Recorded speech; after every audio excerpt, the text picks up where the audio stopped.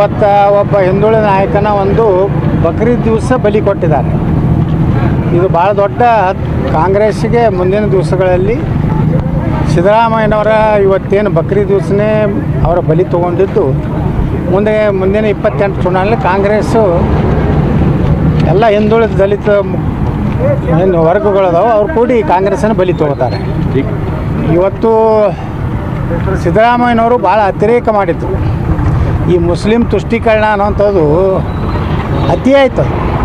ಮಮತಾ ಬ್ಯಾನರ್ಜಿ ಬಿಟ್ಟರೆ ಈ ದೇಶದಲ್ಲಿ ಸಿದ್ದರಾಮಯ್ಯ ಅತಿಯಾಗಿ ಇವತ್ತು ಮುಸ್ಲಿಮರನ್ನ ತುಷ್ಟೀಕರಣ ಮಾಡೋದು, ಹಿಂದುಳಿದವ್ರನ್ನೂ ನೋಡಲಿಲ್ಲ, ದಲಿತರನ್ನೂ ನೋಡಲಿಲ್ಲ ಮತ್ತು ದೇಶದ ರಾಜಕಾರಣ ಮಾಡಿದ್ರು.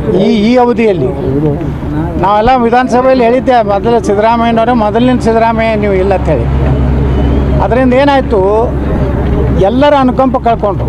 ಇವತ್ತು ನೋಡ್ರಿ, ಒಬ್ಬ ಮುಸ್ಲಿಮರೇ ಒಂದು ಸಂಘಟನೆದವರೇ ಅವರ ಮುಖ್ಯಮಂತ್ರಿ ಹುದ್ದೆ ಅಂತ ಖಾಲಿ ಮಾಡಿಸಿದ್ದಕ್ಕೆ ಒಬ್ಬರ ಪ್ರತಿಭಟನೆ ಮಾಡ್ಯಾರ. ಒಬ್ಬ ಮೌಲ್ವಿ ಇವತ್ತೇನಾರೇ ಇದು ಕಾಂಗ್ರೆಸ್ ಮಾಡಿದ ತಪ್ಪತ್ತು ಹೇಳ್ಯಾರ.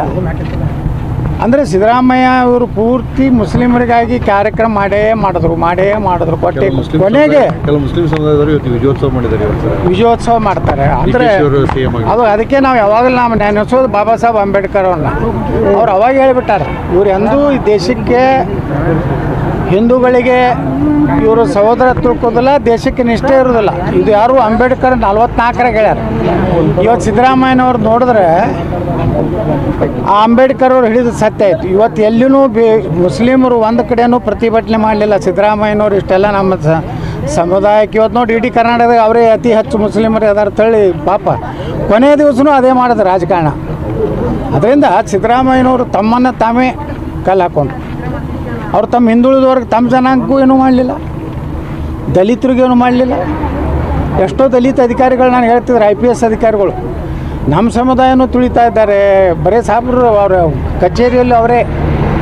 ಹೀಗಾಗಿ ಸಿದ್ದರಾಮಯ್ಯನವರು ಭಾಳ ದೊಡ್ಡ ಪಶ್ಚಾತ್ತಾಪ ಪಡಬೇಕಾಗ್ತದೆ. ಯಾಕಂದರೆ ಇವತ್ತು ಅವರು ಬಕ್ರೀದ್ ದಿವಸ ಬಲಿ ಕೊಟ್ಟಿದ್ದು ಇದು ಭಾಳ ಒಂದು ಕಪ್ಪು ದಿನ.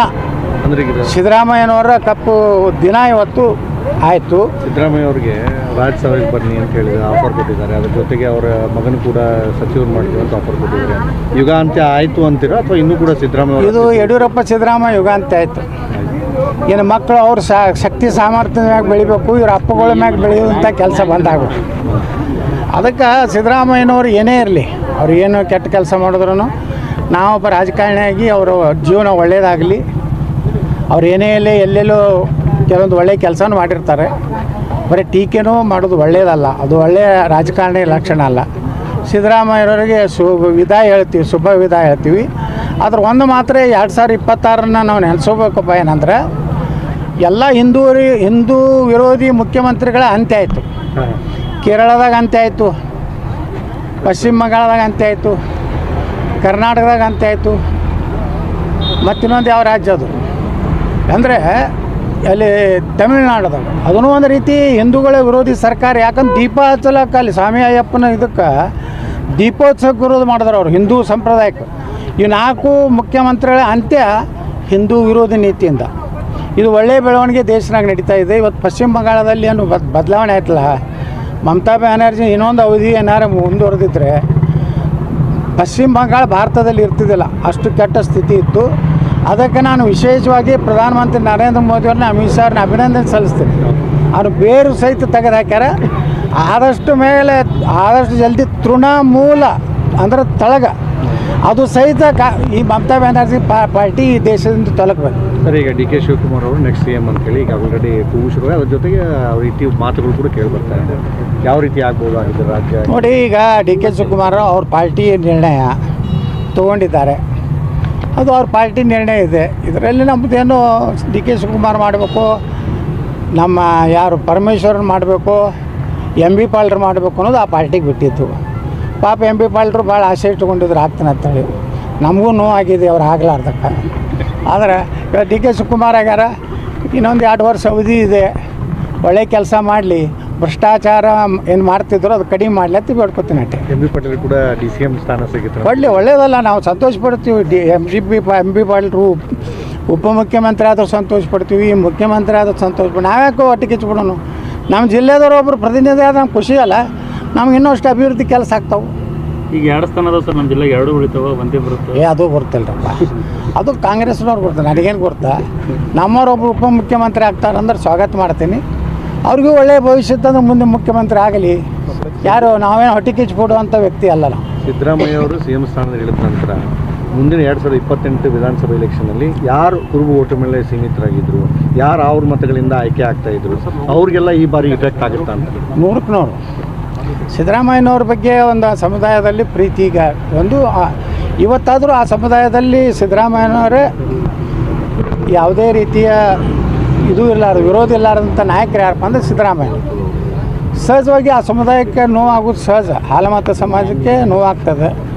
ಅದರ ಸಿಟ್ಟನ್ನು ಸೇಡನ್ನು 28ರಲ್ಲಿ ಆ ಸಮುದಾಯ ಈ ರಾಜ್ಯದಲ್ಲಿ ಡೆಫಿನೆಟ್ಲಿ ಅಷ್ಟೇ ಅಲ್ಲ, ಹಿಂದುಳು ದಲಿತರು ಸಹಿತ ಈಗೇನು BJP ಏನು ಕಾಂಗ್ರೆಸ್ಸೇತರ ಓಟುಗಳ ಬ್ಯಾಂಕ್ ಇತ್ತು, ಯಾವುದಾವುದೋ ಕಾರಣಗಳಿಂದ ಕಾಂಗ್ರೆಸ್ಗೆ ಹೋಗಿತ್ತು, ಅದೆಲ್ಲ ವಾಪಸ್ಸು ಕಾಂಗ್ರೆಸ್ ವಿರೋಧಿ ದಳ ಯಾವುದೋ ಸ್ಟ್ರಾಂಗ್ ಇರ್ತೈತೆ ಅವತ್ತು JCB ಸ್ಟ್ರಾಂಗ್ ಇರ್ತೈತೋ BJP ಸ್ಟ್ರಾಂಗ್ ಇರ್ತೈತೋ ಈಗ ಹೇಳೋಕ್ಕಾಗೋದಿಲ್ಲ 2 ವರ್ಷದ ನಂತರ. ಆದರೆ ಅದ್ರ ವಿರೋಧಿ ಅಲೆ ಇದ್ದೇ ಇರ್ತದೆ. ಅವ್ರಿಗೆ ಲಾಭ ಆಗುತ್ತೆ, ಅವ್ರಿಗೆ ಲಾಭ 100% ಆಗ್ತದೆ. ಹಾಲಮತದವ್ರಿಗೆ ಒಂದು ರೀತಿ ಅಪಮಾನ ಆಗಿದೆ. ಯಾವುದೇ ಕಾರಣ ಇಲ್ಲಾರ್ದ ತೆಗೆದ್ರಲ್ಲ, ಸುಮ್ಮನೆ ಸಿದ್ದರಾಮಯ್ಯನವರು ಸಾಕಷ್ಟು ಸಲ ಹೇಳ್ಯಾರೆ ಯಾವುದೇ ಒಪ್ಪಂದಾಗಿಲ್ಲ, ನಾವೆಲ್ಲನೂ ಎಲ್ಲ 5 ವರ್ಷ ನಾನೇ ಮುಖ್ಯಮಂತ್ರಿ ಅಂದಾಗೂ ತೆಗೆದಾರಂದ್ರೆ. ಮತ್ತು ರಾಹುಲ್ ಗಾಂಧಿ ಜಿಗಿದು ಮಾತಾಡ್ತಾರೆ, ನಾ ಹಿಂದುಳಿದವ್ರು ದಲಿತರು ಕ್ರಿಕೆಟ್ನಾಗಿಲ್ಲ, ಹಿಂದುಳಿದವ್ರು ದಲಿತರು ಒಲಿಂಪಿಕ್ದಾಗಿಲ್ಲ, ಹಿಂದುಳಿದ ಚಂದ್ರಯಾನಕ್ಕೆ ಹೋಗಿಲ್ಲ. ಈಗ ಯಾರು ಹಿಂದುಳಿದವ್ರನ್ನ ತೆಗೆದಲ್ಲ ಅವ್ನು ರಾಹುಲ್ ಗಾಂಧಿ. ಹೀಗಾಗಿ ಏನಾಗೈತೆ, ಹಿಂದುಳಿದ ದಲಿತ ವರ್ಗಕ್ಕೆ ಒಂದು ಅಪಮಾನ ಮಾಡ್ದಂಗೆ ಮಾಡ್ಯಾರ. ಇದರ ಪರಿಣಾಮ 2028 ಚುನಾವಣೆಯಲ್ಲಿ DK ಶಿವಕುಮಾರ್ ಏನು ಲಗ ಹೊಡೆದ್ರು ನಮ್ಮ ಉತ್ತರ ಕನ್ನಡದಾಗ ಅವ್ರದ್ದೇನು ನಡೀದಿಲ್ಲ. ಅವ್ರದ್ದೇನು ನಡೀದು ಹಳ್ಳಿ ಮೈಸೂರು ಭಾಗದಾಗ ಅಲ್ಲಿ ಅವರಿಗೆ ಕುಮಾರಸ್ವಾಮಿ ಅವರಿಗೆ ಟಗ್ ಆಫ್ ವಾರ್ ಆಗ್ತದೆ. ಉತ್ತರ ಕರ್ನಾಟಕದಾಗ ಕಾಂಗ್ರೆಸ್ ಇತರ ಪಕ್ಷಗಳು ಜಯ ಲಭಿಸ್ತದೆ. ಅವ್ರ ಮೇಲೆ ಭಾರಿ ಒತ್ತಡ ಹಾಕಿ ಇವತ್ತು ಒಬ್ಬ ಹಿಂದುಳಿದ ನಾಯಕನ ಒಂದು ಬಕ್ರೀದ್ ದಿವಸ ಬಲಿ ಕೊಟ್ಟಿದ್ದಾರೆ. ಇದು ಭಾಳ ದೊಡ್ಡ ಕಾಂಗ್ರೆಸ್ಸಿಗೆ ಮುಂದಿನ ದಿವಸಗಳಲ್ಲಿ ಸಿದ್ದರಾಮಯ್ಯನವರ ಇವತ್ತೇನು ಬಕ್ರೀದ್ ದಿವಸನೇ ಅವರ ಬಲಿ ತೊಗೊಂಡಿದ್ದು ಮುಂದಿನ 28 ಚುನಾವಣೆಯಲ್ಲಿ ಕಾಂಗ್ರೆಸ್ಸು ಎಲ್ಲ ಹಿಂದುಳಿದ ದಲಿತ ಏನು ವರ್ಗಗಳದಾವೆ ಅವ್ರು ಕೂಡಿ ಕಾಂಗ್ರೆಸ್ಸನ್ನು ಬಲಿ ತೊಗೋತಾರೆ. ಇವತ್ತು ಸಿದ್ದರಾಮಯ್ಯನವರು ಭಾಳ ಅತಿರೇಕ ಮಾಡಿದ್ರು. ಈ ಮುಸ್ಲಿಂ ತುಷ್ಟೀಕರಣ ಅನ್ನೋಂಥದ್ದು ಅತಿ ಆಯಿತು. ಮಮತಾ ಬ್ಯಾನರ್ಜಿ ಬಿಟ್ಟರೆ ಈ ದೇಶದಲ್ಲಿ ಸಿದ್ದರಾಮಯ್ಯ ಅತಿಯಾಗಿ ಇವತ್ತು ಮುಸ್ಲಿಮರನ್ನ ತುಷ್ಟೀಕರಣ ಮಾಡೋದು, ಹಿಂದುಳಿದವ್ರನ್ನೂ ನೋಡಲಿಲ್ಲ, ದಲಿತರನ್ನೂ ನೋಡಲಿಲ್ಲ, ಮತ್ತು ದೇಶದ ರಾಜಕಾರಣ ಮಾಡಿದ್ರು. ಈ ಅವಧಿಯಲ್ಲಿ ನಾವೆಲ್ಲ ವಿಧಾನಸಭೆಯಲ್ಲಿ ಹೇಳಿದ್ದೆ, ಮೊದಲಿನ ಸಿದ್ದರಾಮಯ್ಯ ನೀವು ಇಲ್ಲ ಅಂತೇಳಿ. ಅದರಿಂದ ಏನಾಯಿತು, ಎಲ್ಲರ ಅನುಕಂಪ ಕಳ್ಕೊಂಡ್ರು. ಇವತ್ತು ನೋಡ್ರಿ, ಒಬ್ಬ ಮುಸ್ಲಿಮರೇ. ನಾನು ಶ್ರೀ ಮಾಣಿಕ್ ಪ್ರಭು PU ಕಾಲೇಜಿನಿಂದ ಮಾತನಾಡುತ್ತಿದ್ದೇನೆ. ನಿಮ್ಮ ಮಗಳು PU ಪ್ರವೇಶಕ್ಕೆ ಸಂಬಂಧಿಸಿದ ಮಾಹಿತಿ ತಿಳಿದುಕೊಳ್ಳಲು ಈ ಕರೆ ಮಾಡುತ್ತಿದ್ದೇವೆ. ಪ್ರಸ್ತುತ 2026-27 ಶೈಕ್ಷಣಿಕ ವರ್ಷದ ಪ್ರವೇಶ ಪ್ರಕ್ರಿಯೆ ಆರಂಭವಾಗಿದೆ.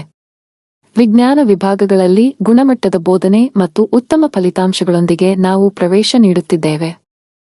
ಅನುಭವ ಹೊಂದಿದ ಉಪನ್ಯಾಸಕರು, ನಿಯಮಿತ ಪರೀಕ್ಷೆಗಳು ಮತ್ತು ಪರೀಕ್ಷಾ ತಯಾರಿ, ವಿದ್ಯಾರ್ಥಿಗಳಿಗೆ ವೈಯಕ್ತಿಕ ಮಾರ್ಗದರ್ಶನ, ಶಿಸ್ತುಬದ್ಧ ವಾತಾವರಣ ಮತ್ತು ಪೋಷಕರಿಗೆ ನಿರಂತರ ಮಾಹಿತಿ.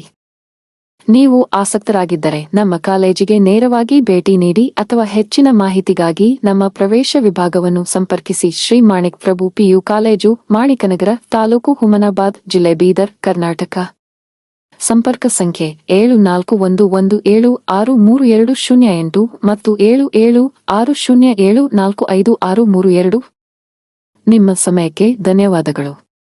ನಿಮ್ಮ ಮಗ ಅಥವಾ ಮಗಳ ಭವಿಷ್ಯಕ್ಕಾಗಿ ಸರಿಯಾದ ಆಯ್ಕೆ ಮಾಡಿಕೊಳ್ಳಿ.